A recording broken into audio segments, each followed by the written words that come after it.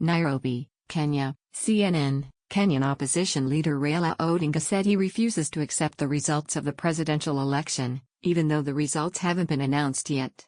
With more than 98% of the polling stations reporting, Odinga trailed incumbent President Uhuru Kenyatta in a 54% to 45% split Thursday.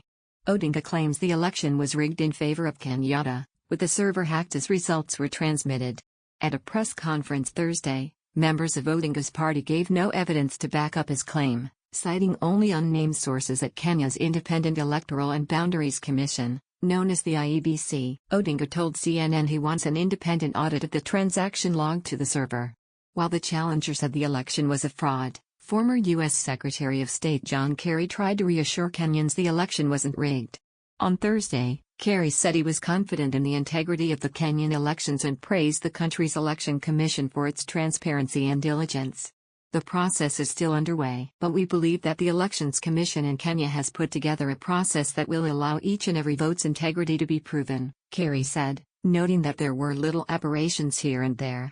He reiterated that the IEBC is still working to verify the electronic online reporting with the physical ballot forms from polling stations, as required by law.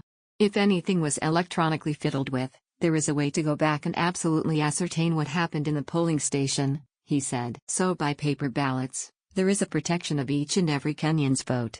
Odinga's complaints of election irregularities have stoked fears of aggrieved supporters taking to the streets in a scenario reminiscent of violence that erupted in the aftermath of the December 2007 election. More than 1,000 people were killed in a campaign of ethnic violence in the months after Odinga, defeated by then-President Mwai Kibaki, claimed the vote was rigged. Odinga's opposition party, the National Super Alliance, has repeatedly called for calm as the final results are compiled. We do not want to see any violence in Kenya. We know the consequences of what happened in 2008 and we don't want to see a repeat of that anymore, Odinga told CNN on Thursday. I don't control anybody. What is happening is that people just want to see justice.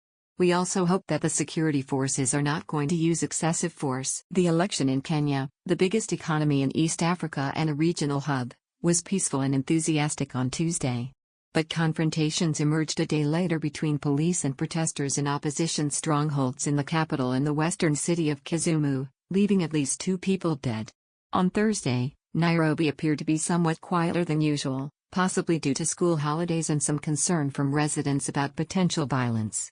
But people were returning to their daily routines after the national holiday on Tuesday, and some businesses were open. Over 400 international election observers, including officials from the United States and the European Union, were deployed across the country to monitor voting, the tallying process and part of the post-election period. Marietje Schaake, the head of the EU's mission, said Thursday that the group had seen no signs of centralized or localized manipulation after assessing voting procedures. Wafula Chebukati, chairman of the voting authority, acknowledged Thursday that there had been an unsuccessful attempt to tamper with its election system. The commission has responded to the claims by the National Super Alliance. Preliminary reports show hacking was attempted but did not succeed, Chebukati said, without elaborating further on the failed hack. Odinga, a 72-year-old former political prisoner who was running for president for a 4th time, had flatly rejected the preliminary results as fake the day before. What the IEBC has posted as results of the presidential elections is a complete fraud based on a multiplier that fraudulently gave Uhuru Kenyatta votes that were not cast, he said in a series of tweets. We have uncovered the fraud. Uhuru must go home, he added. The IEBC must be fully accountable.